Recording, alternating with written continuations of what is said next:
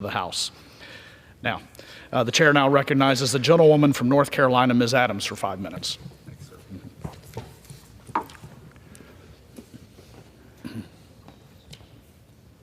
Thank you, Mr. Speaker.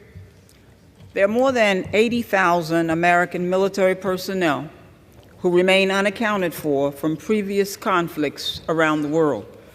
Their families, nonprofit organizations, and the POW-MIA accounting agency continue to fight tirelessly every day to bring these patriots home and to give them the dignified memorials they deserve. Mr. Speaker, I rise today to celebrate the homegoing of one of these fallen heroes, Second Lieutenant Fred Lorenzo Brewer, Jr., who, after 80 years, has returned home to Charlotte, North Carolina. Born on August 4th, 1921, Lieutenant Brewer was raised in Charlotte's historic Brooklyn neighborhood, where his family attended the historic Ebenezer Baptist Church.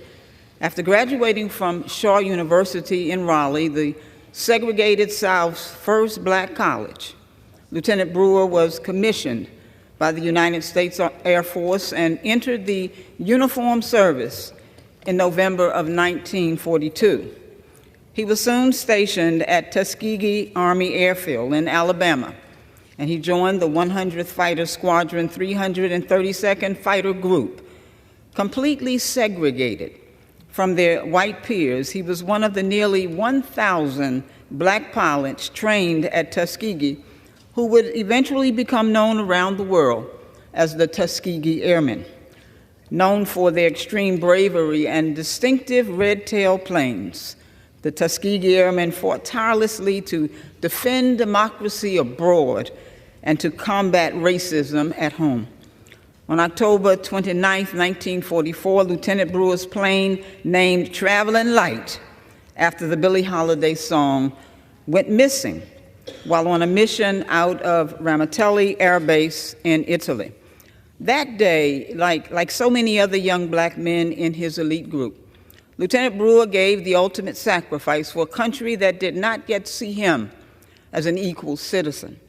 In serving and in giving his life, Lieutenant Brewer showed extraordinary faith in his country and in democracy, that while imperfect in its protection and promotion of his life and livelihood, it could still be worthy of his ultimate sacrifice.